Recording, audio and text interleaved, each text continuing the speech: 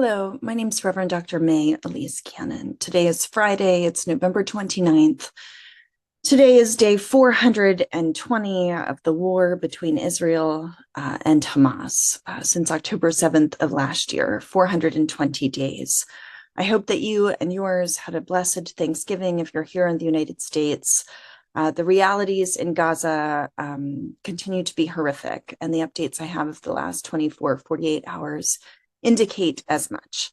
I'll start with an update about Lebanon. There have been breaches of the ceasefire agreement that just was agreed to between Hezbollah and Israel on Tuesday. Wednesday was the first day it went into effect. Yesterday was the second day. Reports indicate that the Israeli Air Force attacked a rocket storage facility in South Lebanon. The IDF said that there was terrorist activity that they had identified at the site. Earlier yesterday, the IDF said it fired warning shots at civilians who were attempting to enter villages in South Lebanon where Israeli troops continue to be located.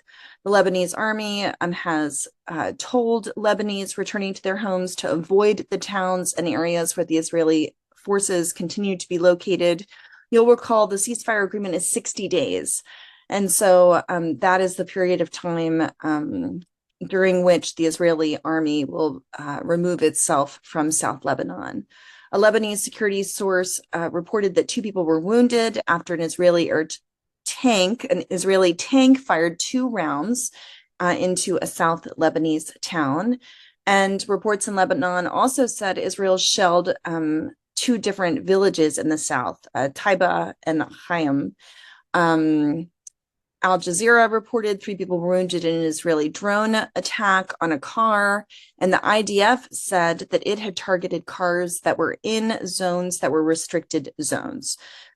There also have been indications that there have been breaches of the ceasefire by Hezbollah, and yet, in the midst of all of that, the ceasefire in large part has continued to hold. Even though a Hezbollah member of the Lebanese parliament has reported that Israel violated the ceasefire agreement, the IDF has also announced a curfew in South Lebanon all the way up to the point of the Litani River. The curfew runs from 5 p.m. to 7 a.m. So that's an update in regard to the Hezbollah-Israel ceasefire agreement. Again, that just went into effect early on Wednesday morning. So today was the 3rd day of that ceasefire of more than a year of war between Hezbollah and Israel. An Egyptian delegation has arrived in Israel in the last 48 hours. They're discussing a potential agreement related to Gaza. Hamas wants to reach a deal, according to Egyptian sources. They have seen the ceasefire deal in Lebanon. They see that this could be an indication that there's potential for a deal related to Gaza. The fear is that IDF forces will regroup and focus their attention more on Gaza, since now, all of the fighting on the northern front of Israel has ended because of the ceasefire agreement. Now, senior Egyptian officials are in touch with U.S. President-elect Donald Trump's team. They're hoping that they might convince Israel to compromise on some of its demands. For example, Israel wants a buffer zone. I mentioned that previously. More than 50 kilometers was an amount that was reported previously. And so Egyptian officials are seeking to meet with Donald Trump's team in that regard. Egypt has told Hamas that Netanyahu will probably reject their demands for a complete Israeli withdrawal from Gaza. The Biden administration has supported a complete withdrawal from Gaza, and that not having a permanent Israeli presence, we don't know yet what the Trump administration will do in that regard. Now, the U.S. and Biden's team has said Hamas has shown no signs of being ready for a ceasefire, so totally contradicting the reports that we're hearing coming out of Egypt. Netanyahu appears to be waiting for Trump to take office before he adjusts his stance in terms of negotiations with Hamas. He seems to believe that any plan to have the Palestinian Authority take over Gaza will fail, with the expectation that Hamas would quickly regain control, political and otherwise. 1 year after 105 hostages have been released from captivity in Gaza during a temporary truce, a report from the Hostage and Missing Families Forum said many former hostages are grappling with profound trauma, including post-traumatic stress disorder, PTSD. Some children have shown developmental regressions. Many survivors have struggled to reintegrate into their work or educational activities. Iranian Revolutionary Guards Commander Chief Hossein Salami sent a letter to Hezbollah's Secretary General Naim Qassem, in which he stated that the ceasefire in Lebanon could be the beginning of a ceasefire and the end of the war in Gaza. That was from the Iranian Revolutionary Guard Commander.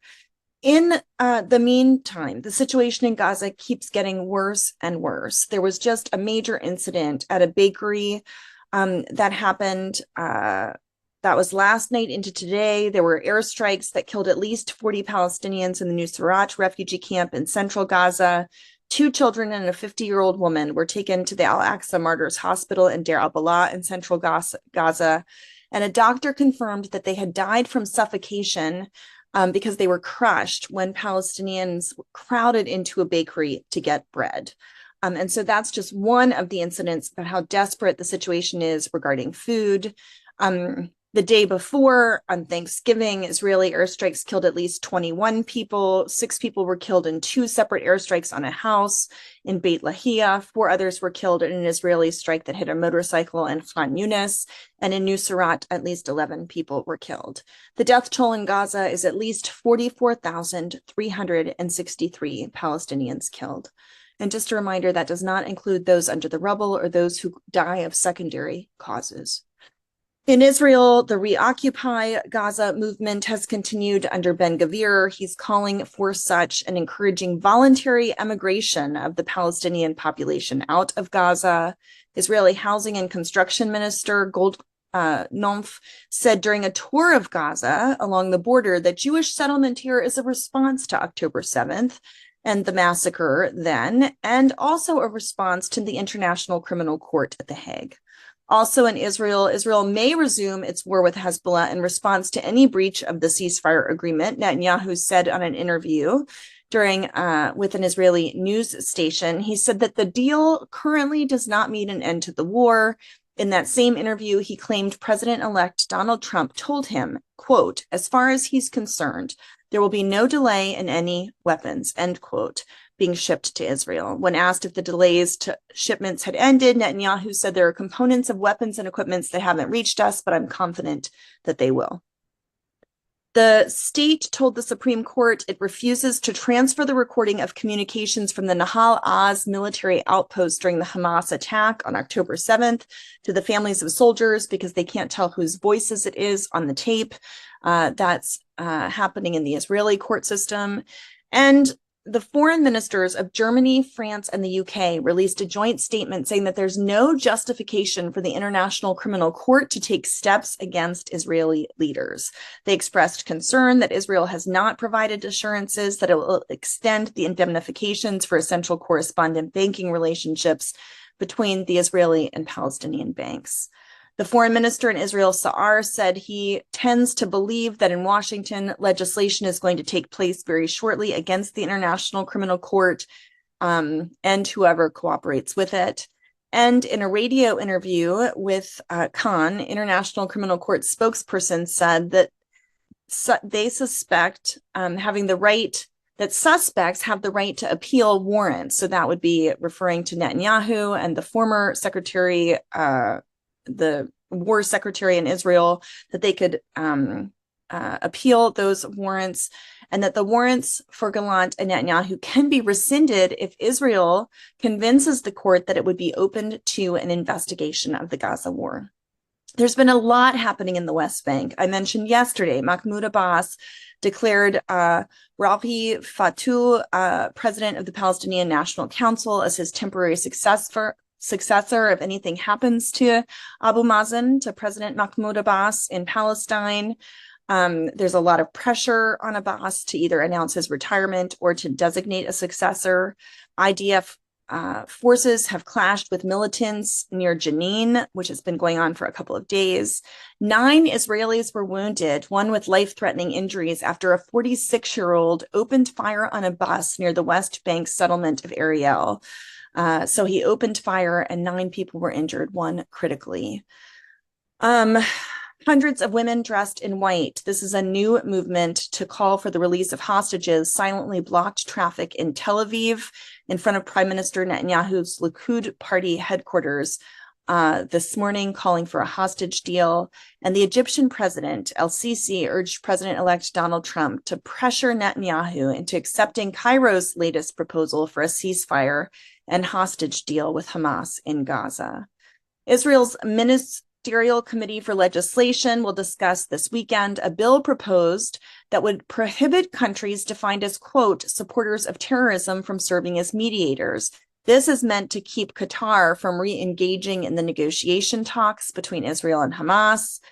And the Supreme Court of the Netherlands was advised by its Advocate General to uphold a ruling saying that the government must end the export of parts for the F-35 fighter jets to Israel. In February, the Hague Court of Appeal ordered the government to block those exports because there are concerns that they are being used to violate international law in the war in Gaza. Today, The Hill posted an article entitled "Democrats Sound Alarm on the West Bank Under the Trump Administration." This article not only summarizes the fears of certain Democrats about what Trump's policies could be, but it talks extensively about the appointee for the U.S. ambassador to Israel under Trump, Huckabee. In a recent interview with a very conservative Israeli news outlet, Huckabee said he has long opposed the creation of a Palestinian state, that he promised the approach won't change as he heads into his new posting in Jerusalem. He said there's no such thing as the West Bank, which he considers a fiction perpetrated by Israel's enemies and by the liberal media. He said, "I speak of Judea and Samaria.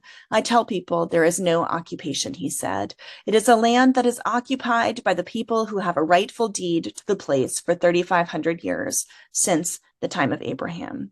So that's what we have to look forward to with the new U.S. ambassador to Israel, if he is confirmed by the Senate, and it's believed there will be no concerns in that regard. Much to pray about, much to motivate us in our efforts as the holidays approach. Keep Gaza in your prayers. Continue in our efforts. There are many opportunities to engage in Advent vigils and advocacy. So don't give up hope as we continue in the efforts to end war, ethnic cleansing, genocide, and further violence. In the name of Christ, amen.